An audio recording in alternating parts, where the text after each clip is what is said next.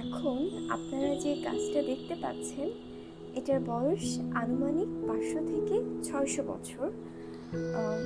এটি নাকি ব্রিটিশ আমলের পুরনো একটি গাছ। এই গাছটি একটা মসজিদকে আষ্টে পৃষ্ঠে জড়িয়ে রেখেছে। মসজিদের অবস্থা এখন ভগ্নপ্রায়। ইটগুলো দেখে বোঝা যায় যে আসলে এই ইটগুলো সেই ব্রিটিশ আমলের। আর গাছের শাখা প্রশাখা, গাছের গুড়ি, এগুলো দেখে আসলে আপনারা যারা গাছের বয়স সম্বন্ধে জানেন তারা বুঝতে পারবেন যে এর বয়স আসলে ঠিক কত।